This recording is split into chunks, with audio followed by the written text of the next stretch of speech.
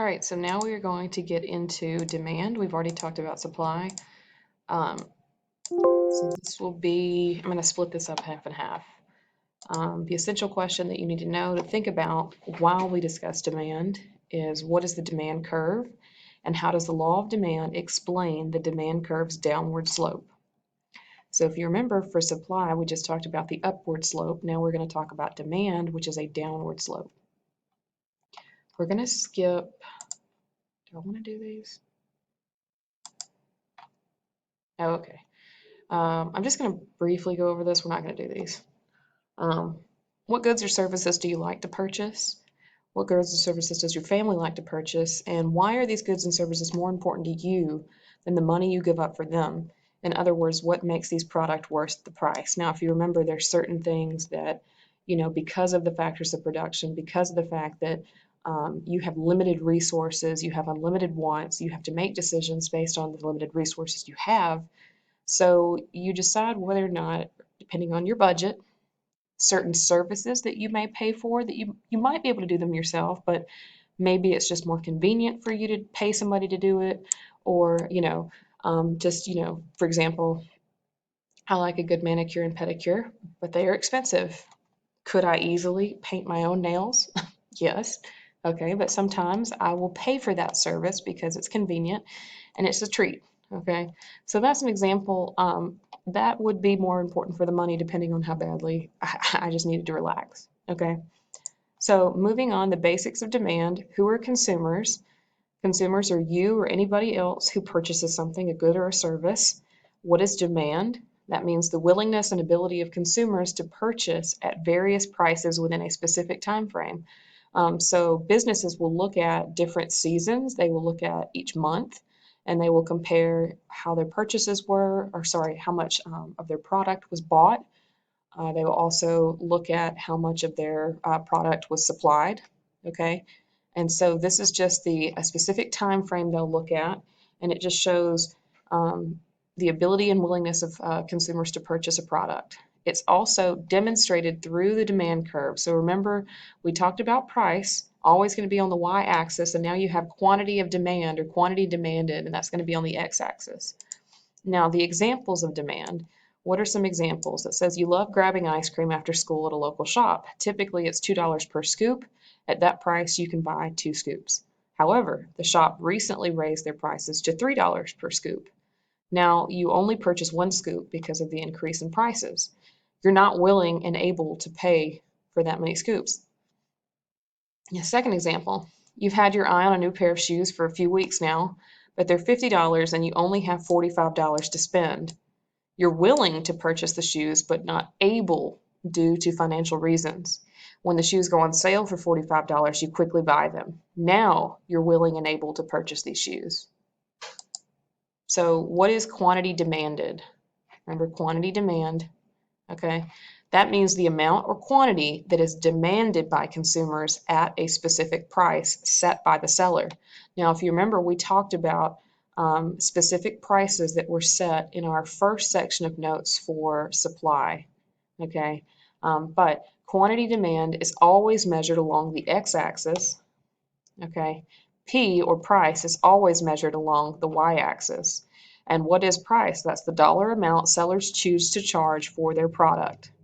For example, if your favorite pizza place charged $1 per slice, the quantity consumers would demand is 43 slices. If, however, the price was raised to $2 per slice, only 17 slices would be demanded at that price. Raising the price of pizza demonstrates movement along the demand curve, and you notice we have the shift, okay? And notice it's a downward slope. So what can the demand curve show us? It shows the relationship between quantity demanded and price for a specific good or service. How does it look? It's a downward sloping from the top left of the graph towards the bottom right. This is due to the inverse or indirect relationship between price and quantity demanded. Now remember, we said that price and supply have a direct relationship, but because of demand and price, that is an indirect relationship. What happens to quantity demanded when you lower the price of laptops from $800 to $400? So notice here we have $800, quantity demanded, okay? Now when you lower the price, what's going to happen to demand? It's going to go up. So that means the quantity demanded increases from $18 million to $60 million because of that decrease in price. Now, if you look at it from the supplier's end, remember what if something happened like this, they may put away some of their stock because they want to get the most money on their investment. They're losing money if they lower their price to $400. Remember other outside factors, okay, because they will supply less if they have a lower price. When you see a product you really want goes on sale, what is your typical reaction? They do this on purpose, so you are more likely to purchase that product. This happens with consumers on a large scale since the price is lower, which leads to more quantity of that product being purchased.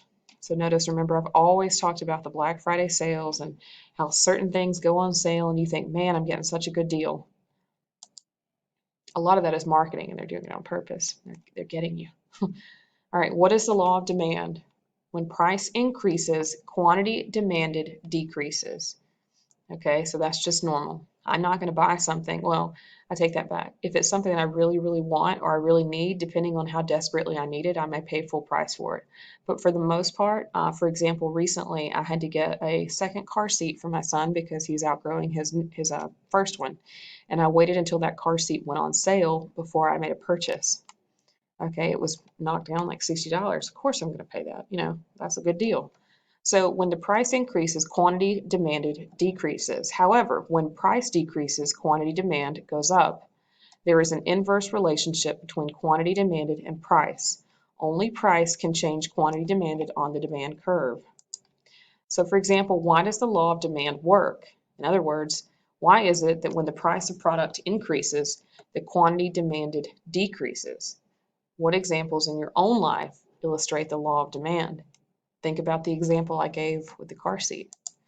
So quick graph review, which axis always measures price? Remember that's your y-axis. And which axis always measures quantity demanded? That's going to be your x-axis. So time for graphing. What is a demand schedule? Just like we talked about the supply schedule. In a specific market, it shows the quantity demanded for all consumers in that market at specific prices. For example, if the price was set at $10, the quantity demanded would be 20 items. If the price, however, was lowered to $2, you're going to have an increase in demand, which means more quantity demanded of that specific product. Now for this, remember on your notes, you're probably going to have the little graph and you have to actually fill in the numbers along the X and Y axis, and then you're actually going to have to point your plots. All right, so your graph should look like this. Notice we have price on the left, on the y-axis, quantity demand is on the x-axis, and you have a downward slope. Now, it's not going to be a beautiful downward slope, okay? This one looks a little janky, all right? It's not going to be perfect, but that's just where your plots are, your points are. Now this, like I said, if you want to complete this, that's fine. If not, I'm not going to count off for that. So you can just practice using this. Fill in the demand schedule. Remember the relationship between quantity demanded and price. All right, quick activity, making a purchase. For the purpose of this activity, assume that your parents give you $5 to spend on after-school snacks. I don't know who these people are because they're giving their kids money because they ain't getting money for snacks. You only have $5 to spend and no other source of income. Assume you only have 2 products to choose from, chips and pretzels. You can buy as many of each product as you would like, but you may not exceed your budget of $5. Remember, you're hungry. All right, round 1. Record how many of each product you'll purchase at the current price. How many chips would you purchase at $1.50 for a bag? And how many pretzels would you purchase at $1.50 per bag? What are you willing to spend? Okay, round 2. Round 2, prices have changed.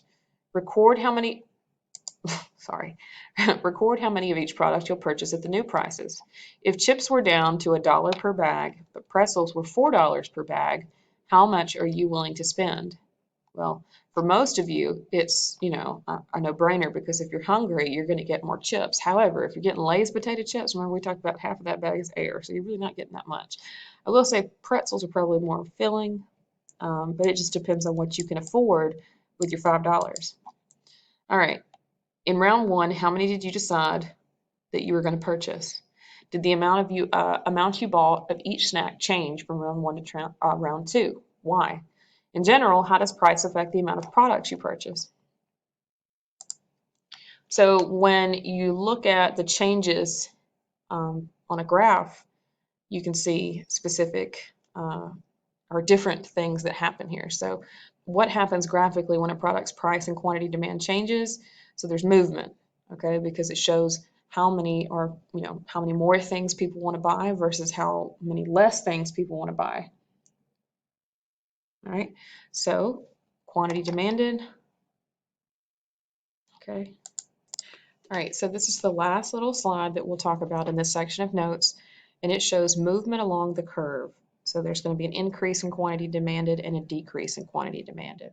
For example, when price decreases from $8 to $4, how much does quantity demanded increase? So notice here, price has decreased from $8 to $4. Remember, when the price is lower, people are going to buy more. So at that lower price now, you have shifted. It says quantity increases by 40 units. This looks like it's 70 there maybe, okay? So we have 30 to 70. So when price increases from $4 to $10, your demand is going to be lower. So notice it says, how much does quantity demand decrease? So at $4, people were buying 70 units. When the price is back up to $10, you now have 20 units being purchased. So that means there's a decrease there of 50 units. And that is what we'll stop at today.